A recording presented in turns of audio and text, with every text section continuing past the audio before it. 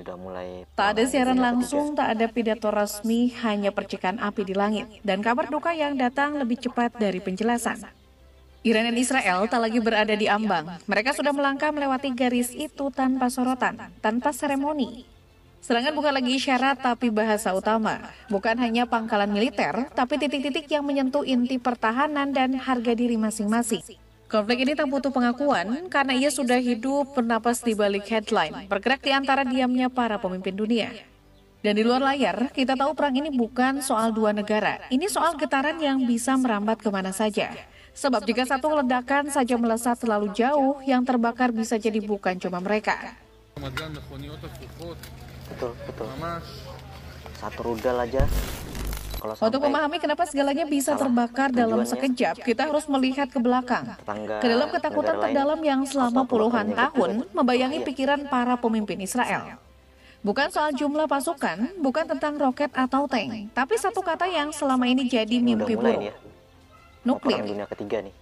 Israel tak pernah menyatakan secara resmi bahwa mereka memilikinya, tapi dunia sudah mafhum senjata pemusnah massal itu ada. Diam-diam disimpan menjadi jaminan supremasi di kawasan.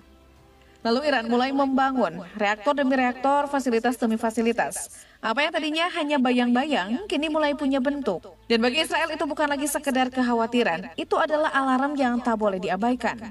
Maka mereka memilih menyerang secara diam-diam, dengan presisi dan dengan maksud yang jelas. Menghentikan mimpi buruk itu sebelum tumbuh terlalu jauh. Ya kan, Israel duluan kan, yang menyerang Iran kan. Banyak yang menyebutnya kejutan, serangan tiba-tiba yang brutal dan mengguncang. Tapi dunia intelijen tidak pernah bergerak tiba-tiba. Segalanya telah disiapkan sejak lama. Sebelum satupun rudal ditembakkan, sebelum satupun sirine meraung, Mossad sudah menanamkan cengkramannya jauh ke dalam wilayah Iran. Di sana tersembunyi di balik gurun dan debu berdirilah fasilitas drone bayangan, basis senyap yang tak tercatat di peta. Bukan sekedar untuk mengawasi, tapi untuk menghantam. Dan ketika waktunya tiba, semuanya bergerak serentak. Puluhan lalu ratusan pesawat tempur Israel melesat lebih dari 200 unit mengunci titik-titik vital Iran. Fasilitas nuklir, radar, sistem rudal. Satu tujuan, lumpuhkan pertahanan Iran sebelum sempat membalas.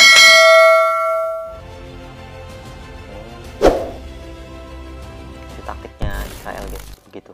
Ketika Israel melancarkan serangan ke Iran, itu bukan lagi sekedar operasi militer. Itu adalah peta kehancuran yang telah dirancang dengan presisi nyaris ilmiah. Wilayah barat laut Iran jadi titik benturan pertama dan langit di atasnya berubah drastis menjadi ladang pembantaian. Komandan-komandan militer diburu tanpa ampun, situs-situs nuklir diserang bersamaan. Dan rudal-rudal permukaan ke permukaan Iran dihancurkan sebelum sempat menyala. Tapi dentuman-dentuman itu bukan sekedar ledakan teknologi. Serangan ini punya kedalaman yang lebih gelap. Target utama bukan hanya tank, radar, atau pangkalan militer, melainkan otak-otak di balik program nuklir Iran. Para ilmuwan IRGC, mereka yang selama ini bekerja dalam diam di balik dinding-dinding besi dan laboratorium sunyi, kini masuk dalam daftar pembunuhan. Beberapa tewas saat tengah meneliti. Laboratorium mereka tak lagi jadi ruang pengetahuan, melainkan puing-puing hangus. Dan lebih mengejutkan lagi, serangan itu menjalar ke wilayah yang tak terduga. Sebuah stasiun televisi nasional ikut menjadi korban. 3 karyawan tewas di tengah kekacauan, dan seorang presenter nyaris menjadi korban di tengah siaran langsung. Kamera masih menyala, mikrofon masih merekam, tapi dunia tetap diam. Semoga saudara-saudara kita di Iran bisa selamat ya Allah. Di atas kertas, serangan Israel tampak sempurna, cepat, terkoordinasi, dan mematikan. Semua sisi Iran dihantam nyaris bersamaan, seolah tak memberi waktu untuk bernapas. Tapi kenyataannya tak seindah perencanaannya. Sebagian besar rudal justru menghantam kosong struktur tiruan, citra panas buatan, dan bayang-bayang palsu yang memang dirancang Iran untuk memancing peluru buta. Iran tahu satu hal penting, musuh selalu melihat dari langit. Maka jebakan pun ditanam, aktivitas militer dipalsukan, pergerakan kendaraan direkayasa. Sementara itu, semua yang benar-benar penting dipindahkan, dikubur dalam tanah dan dilindungi dalam kegelapan. Hasil akhirnya mencengangkan. Rudal-rudal Israel membakar panggung yang memang sengaja disiapkan untuk dibakar. Ternyata itu cuma tempat misil atau gudang penyimpanan senjata. Iran tidak lagi menunggu waktu, mereka melancarkan serangan balasan tanpa jeda, tanpa ragu. Operasi ini diberi nama Janji Sejati 3, sebuah sinyal bahwa ini bukan ledakan emosi sesaat, melainkan bagian dari janji lama yang kini ditepati. Target utamanya adalah Kiryat kompleks militer yang kerap disebut sebagai Pentagonnya Israel. Kiryat bukan sekedar bangunan, tapi pusat kendali, saraf, dana di operasi militer Israel. Namun Iran tak berhenti di situ. Serangan juga diarahkan ke Tel Aviv dan Haifa. Bahkan gedung konsulat Amerika Serikat turut terkena dampaknya. Sebuah pesan politik yang lantang disampaikan. Tak ada sekutu yang bisa merasa benar-benar aman. Haifa bukan kota sembarangan. Disitulah pelabuhan militer utama Israel berada. Gudang amunisi, instalasi rudal, dan jalur logistik vital bersumber dari kota ini. Serangan ke Haifa berarti mengguncang fondasi suplai militer Israel dari dalam. Tapi yang paling mengejutkan adalah klaim Iran yang menyebut telah berhasil menghantam kantor Mossad.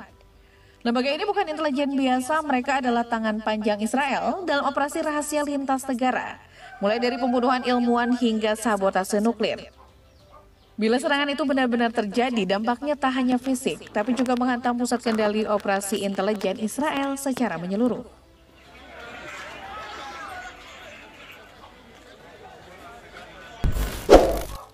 Menariknya, selama ini Iron Dome dikenal sebagai tameng udara paling canggih di Timur Tengah. Sistem pertahanan yang bisa mencegat rudal sebelum menyentuh daratan. Tapi kali ini Israel tak hanya diserang, mereka dibuat kewalahan. Strategi Iran tidak bertumpu pada satu jenis senjata. Mereka menciptakan badai bertingkat, 100 lebih drone Shahed diluncurkan lebih dulu. Fungsinya bukan untuk menghancurkan, tapi untuk mengacaukan radar, memancing perhatian dan memberi tekanan tanpa henti. Lalu gelombang kedua datang, rudal balistik model lama, bukan sebagai pukulan utama tapi untuk membanjiri sistem. Tujuannya jelas, membuat Iron Dome sibuk memilih mana yang harus dicegat dan mana yang dibiarkan lewat. Saat baterai pertahanan mulai kelelahan, barulah Fatah, rudal hipersonik Iran, diluncurkan.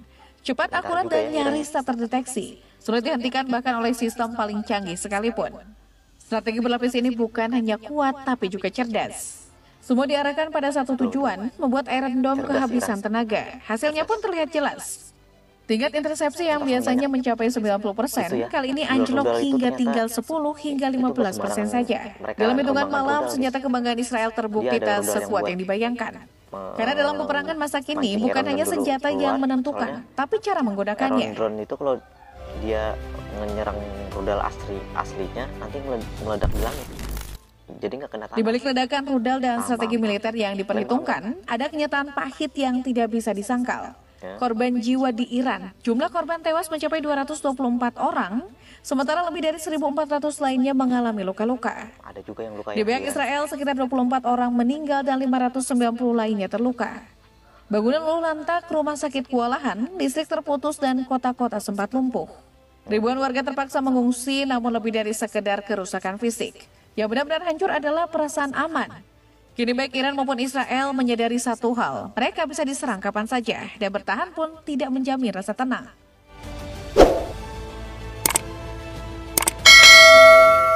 Perang dunia ketiga nih, guys. Meski peluru-peluru itu mendarat di kawasan Timur Tengah, dampaknya terasa hingga seluruh penjuru dunia.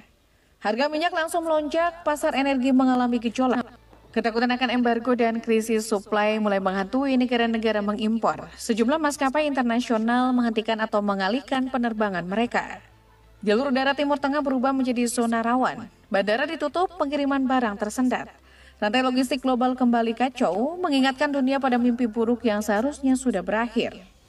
Di sisi lain, ekonomi mulai tersendat. Inflasi mengintai, harga-harga kebutuhan pokok merangkak naik. Negara-negara berkembang kembali berada di posisi paling rapuh. Konflik ini bukan sekedar urusan dua negara, tapi seperti batu kecil yang dilempar ke danau tenang. Riaknya mengguncang semua yang ada di permukaan.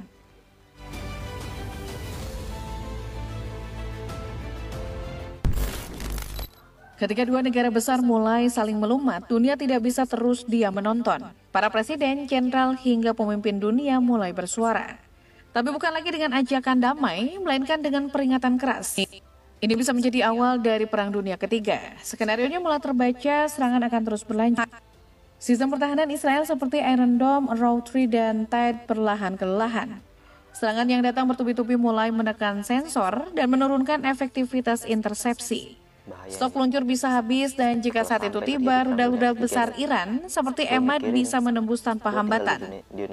Iran mulai mengarahkannya ke wilayah sipil. Mereka berdalih Israel lebih dulu menargetkan warga biasa. Maka serangan balasan pun tak lagi dibatasi oleh garis pertempuran. Di sisi lain, jika Iran kehilangan kekuatan drone dan senjata strategisnya, maka mereka harus menarik perlindungan dari pangkalan militer, membuka celah bagi serangan Israel yang lebih dalam. Dan jika kondisi ini terus berkembang, keterlibatan Amerika Serikat hanya soal waktu. Dunia kini berdiri di tepi jurang. Oleh negara yang memulai perang duluan itu.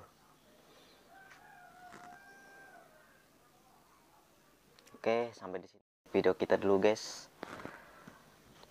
Itu berita terbaru dari Israel, Amerika, dan Iran ya. Jadi sekarang Israel dan Amerika sudah bergabung untuk menyerang Iran. Cuma belum dipublikasikan. Dan itu tadi sekilas tayangan videonya ya. Oke. Terima kasih sudah menonton. Jangan lupa subscribe ya. Tombol subscribe-nya, follow Topik Alberto agar Anda akan menemukan video-video yang terbaru selanjutnya. Oke? Goodbye.